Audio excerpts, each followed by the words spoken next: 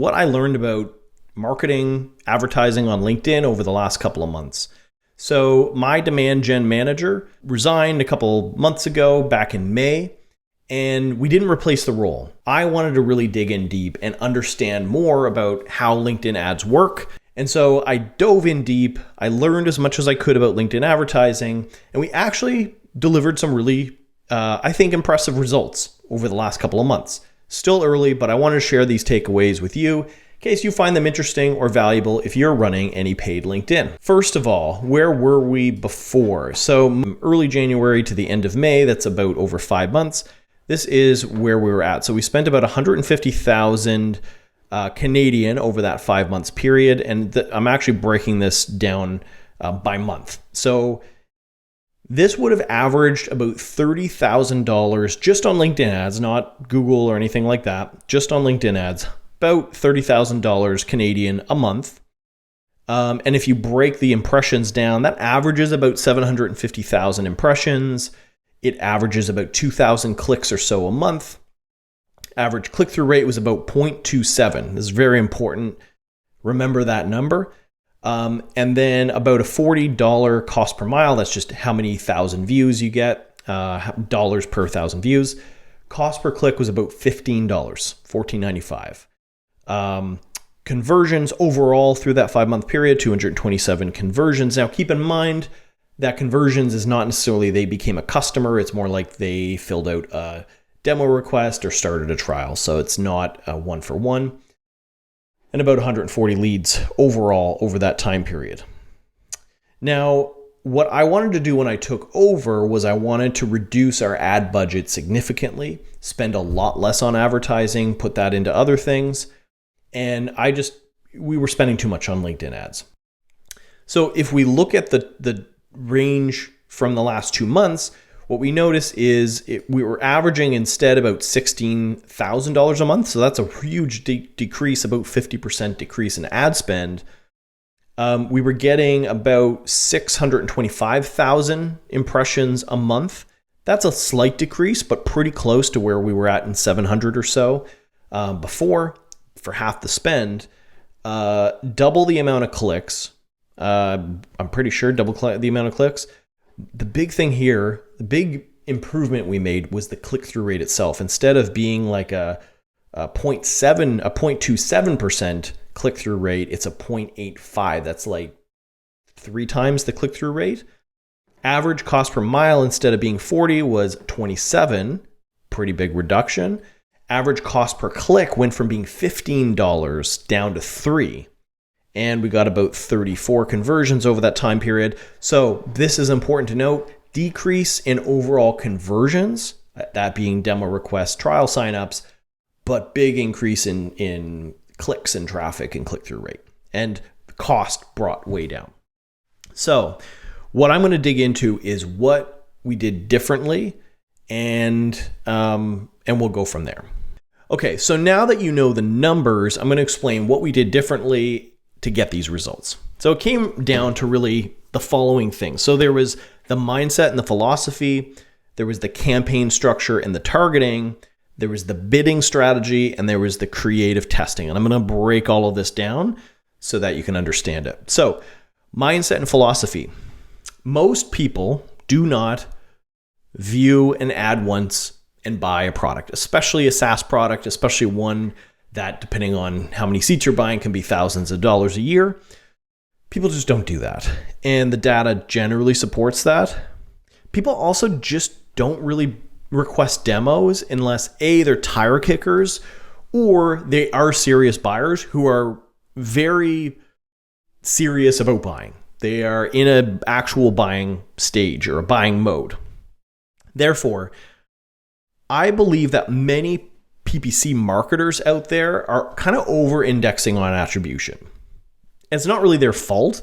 Sometimes they're kind of forced to because they have people looking at their budgets. I mean, they own the ad spend, which, is a significant, probably top 3 spend in an organization, right below like headcount and software. So ad spend is a significant part of the budget, and they're getting pressured to prove that what they're doing is working, even though I think we all know that advertising is a lot more about correlation than necessarily causation.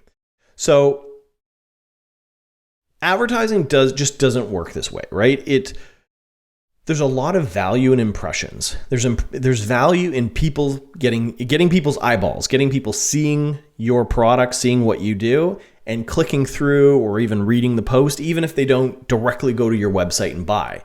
They may search for you later on. And this is kind of, we kind of see this in the analytics itself, where the vast majority of our traffic, combined between organic search and direct, it's like 80%, 90% of the traffic is from these two sources. There's paid search, and then there's referral and email. Paid social, organic social, these don't even scratch the surface, right? Paid social is 0.1% of the traffic. So a lot of people who see your ad will not go to your website from that ad, so you won't be able to attribute the click from it, but they're going to maybe think of you a week later or 2 weeks later, especially if you keep showing up in their feed. They're going to be like, hey, what is that Proposify all about? And then go Google search it, and then Google gets the credit for the impression or from the click. Okay, so the other big piece of the mindset here is I believe in the power of segmentation.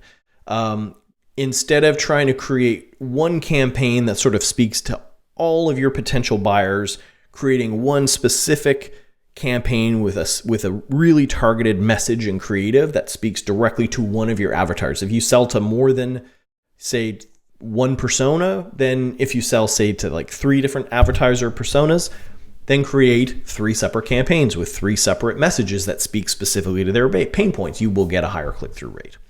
Really big fan of Justina. Oh, I'm going to butcher your name. Sisirska. Sorry, Justina, if I messed up your name, but I've been following her for a while now, and one of her concepts is this marketing waiting room concept. So it's the idea that really isn't like tofu, bofu, mofu, like top of funnel, middle of funnel, bottom of funnel. That's all kind of BS. Really, it's just people are either not in a buying mode or they're in a buying mode. And if you want to get your message in front of somebody who's not in buying mode, but they could be one day, really it's about getting their attention, getting them to know you, like you, trust you, and making sure that, they know what you do and not trying to push for a sale right away. And then when they're in buying mode, it's totally different. Now they're evaluating options. Now they're comparing you to competitors. Now they're, reading the product pages on your website, all that kind of stuff. So there's buying mode, there's not buying mode. And essentially you want to get your potential buyers into a waiting room where when they are in the market for what you do, you're going to be top of mind. And so that's how I was thinking about these different campaigns. So let's get into the structure and the targeting. So previously we were mostly using this default campaign group, and everything was in there. All of the ads from years past. It was kind of hard to navigate. So one of the big things that I wanted to do was split things out, use campaign groups. They're there for a reason. They kind of make organizing your campaigns a lot easier. So I have my lead gen campaign group. This is essentially what I'm using to market to cold traffic. And we see there's a campaign. It says sales leader. That's the persona. Single image. That's the format. And predictive is the audience. So big change I made in terms of audiences was using for cold, feeding it a list, but then using predictive, which is kind of like the new version of lookalike. It's now predictive. It uses AI to try to find more people who kind of fit your demographic. And then what I did for retargeting was created different campaign groups. So created one retargeting campaign group for thought leader ads and another one for, this is essentially people in buying mode. So people who have been to the website, especially key pages of it, maybe signed up for a demo or a trial but didn't convert. These are the people that get shown these retargeting ads. Okay, let's talk about the bidding strategy. So for the bidding strategies, I went at the campaign level. I set daily budgets according to how much we wanted to spend overall on LinkedIn, running the campaign continuously, and setting the bidding strategy. Now, what I did really different here than maybe what we did in the past, I'm not letting LinkedIn try to decide how much a click costs. you can see here that we recommend bidding $27 because similar advertisers are bidding this. I would just bid like lowball, and I would just adjust it every couple of days, see how it was performing. If we weren't getting shown to a lot of people, I might inch that up. But if our click-through rates are really great, and we're getting shown to lots of people, I would just keep bidding it down, down, down and get it as low as possible. And this was one of the keys to making this spend a lot more approachable. Okay, let's get into the creative side of it. This is the part that's maybe the most interesting, exciting. I wanted with this to basically wipe the slate clean and start brand new with a whole fresh set of creative. Now you'll see that actually some older creative did make its way back, but the big thing here was I wanted to test a lot of different things, test 5+ variations for every campaign. And I'm optimizing for click-through rate. This is one of the things that I learned recently is that like LinkedIn wants you to be around a 0.5% click-through rate. If you get shown lower than that, then LinkedIn's really just going to stop serving that creative. You're going to have lower impressions because LinkedIn wants you to produce creative that people engage with, that gets their eyeballs. And so you get rewarded if you have a really high click-through rate, just as you do with organic posting. More people that engage with your post, it will get shown to more people. It works the exact same way for advertising. Now, I really want to call out Speedwork Social, LinkedIn Ads Agency. This is their YouTube channel, because I learned a lot of these things. Like they only have 2,000 subscribers, and honestly, their videos are gold. I learned a ton from watching these. And so the big unlock that I had was, first of all, at least for SaaS, maybe it's different with other categories, you kind of want, you don't want to be doing video ads or anything like that to cold audiences. Single image ads work best. So I'm like, I love shortcuts to learning. Like, cool, let's just start on the right foot. And so these are some examples that they showed in their videos, basically boil down to these different sort of message types or messaging ideas, which is, are you struggling with X? And it's a single image. Are you paid fairly? A process. So achieve this result better faster without these problems. User ads, which are kind of like the number one product for these types of people. So it kind of speaks to the people that you're targeting. And FOMO ads, like, hey, the best companies or the fastest growing companies are using this tool, right? How top teams manage pipeline with outreach. So I kind of wanted to just start with this framework and go from there, but make sure that we are creating targeted ads for each specific avatar. We've got 4, we technically have 5, but I won't overcomplicate it. Our main avatars that we sell to are essentially sales leaders, team leader Ty, marketing managers, leaders, marketing Megan, operations people, efficiency Emily, and executive CEOs, particularly of smaller companies, executive Earl. And so what we did was we created struggle ads, 4 or 5 variations for each of these different types of buyers at every single level. So there's process, how to turn that proposal marathon into a 17-minute sprint, user, how John achieved a better close rate with Proposify, and fear of missing out, how top sales leaders are closing more deals with proposal insights. So we created these across the board, and I'm just going to scroll through them so you can kind of take a quick look at them.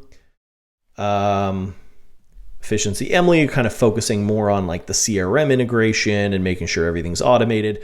With marketing, we're really focusing on like making proposals on brand and not letting reps mess things up. With sales leaders, we're focusing just more on like the insights, deals going dark, you have no idea why, how to build proposals faster. And with the executive group, it's a lot more with just improving your processes, generating more revenue, doing more with less, growing your revenue without growing your headcount. So you can kind of get an idea here. They all had the same kind of look and feel and flavor, but different messaging that were very specific to who they are. Then what we did was for retargeting ads, these are people who had already been to the website. They already kind of know who we are. We created more generic, not persona specific ads, but using our testimonials. So this is like social proof, basically using real customers, real case studies, awards badges, how many ratings. Like this is just stuff that like encourages people to continue evaluating us.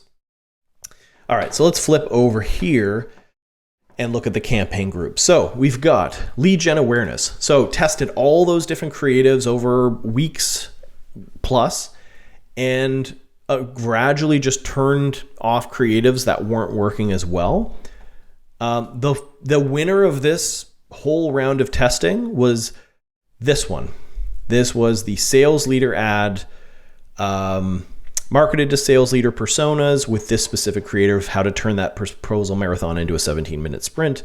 You can see it's got 273 reactions and a couple of comments. This was just the one that worked the best out of all of them. And so we turned those off and just turned off the other ones and just focused our spend on that one for now. We'll come back and we'll test some new creative in time, but those are the ones that worked. In terms of retargeting, we actually found that the social proof ads were okay. They weren't terrible, especially these two in particular, for some reason got better click-through rates, 0.4 or so. But as soon as we started testing video, the retargeting, the single image ads just they weren't even coming close, right? We were only spending a couple $100. They weren't getting shown as often in the feed. Compare that to the video ads where we were getting a 0.7% click-through rate and 10 times the amount of clicks. So we were essentially funneling more of our spend into that. Now we tried two different video creatives. We tried one that was called, was a new video that we made called Boring to Scoring, and it was using stock photos. We made it kind of on the cheap, on the quick, and we compared it to this video that I had sort of directed this ad maybe 2+ years ago. And this one we call, word being unprofessional Word document. And this is where our reels were going dark and we couldn't figure out why. Oh, look at me, all cool garbage can is gonna get all your ROIs. Search. Right? For you guys. All right, well, I think I've seen enough. Since we got Proposify, our proposals have been beating out the... Right, so this video ad continues to perform amazingly for us.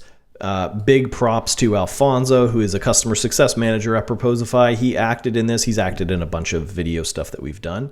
And he's fantastic. I think he totally sells it. I think it's a really great concept of like Microsoft Word documents are really unprofessional. We started with that idea and he just acted the hell out of it. You can see me trying not to break right about here when he puts his leg up on the table. We got Proposify. So, I mean, this video just killed it. So we are going to have to come up with some other things to try to get similar results.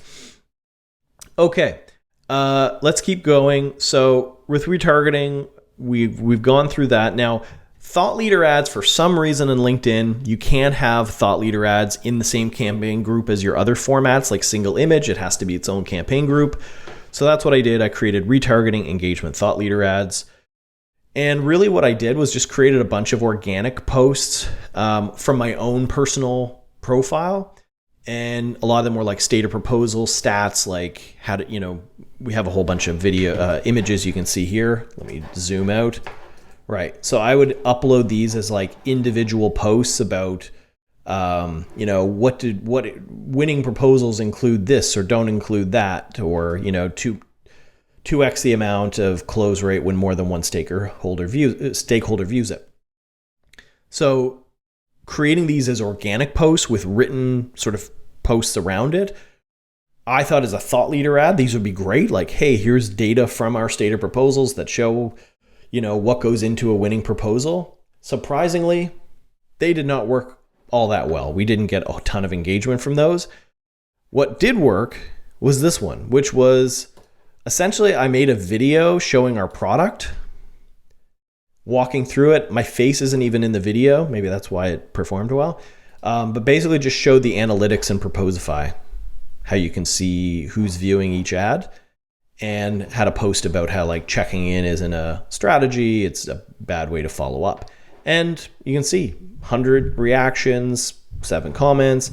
It's performed by far the best out of all these. The biggest thing here is it got like 4,000 clicks, So remember when I said LinkedIn looks at like 0.5% click-through rate is like the mark to beat? This and maybe because it was a thought leader ad and coming from my personal profile, 3.32% click-through rate, which means cost per click was down to like $1.21. Really, really cost effective, at least for how many eyeballs you're getting. And these are just being retargeted to people who had already kind of know us, have clicked on something, have seen something, maybe signed up to a trial. So it's a good way to mix in other creative with your more traditional ads. Here are the takeaways that I learned from this whole process was, number one, structure your campaigns right, focus on simplicity, right? Not top, middle, bottom, not trying. We had so many arguments in the past and debates in the past over what is middle of funnel, what is bottom of funnel. Middle is like when they kind of know who you are, but they're not yet in a buying mode. Anyway, throw all that out the window.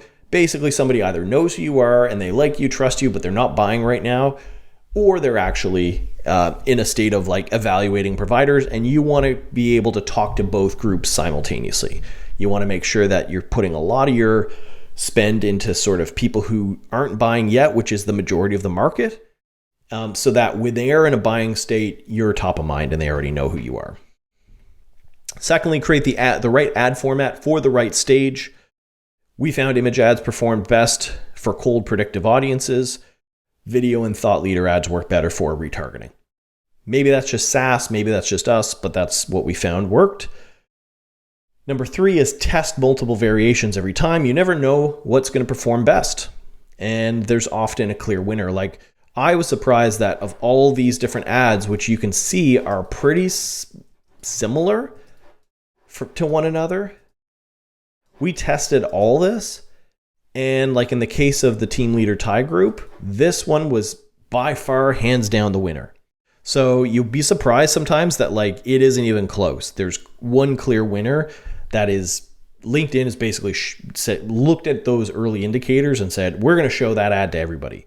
And it gets the lion's share of the impressions because it's got a high click-through rate and a high engagement rate. And then the final one was, once you pick an ad, campaign, creative, an audience that's delivering amazing click-through rates and low cost per click, focus your spend on the winner. So, as you see here, I don't have all these other archived ones in place. I really just have like, there's the one winner that's delivering the results.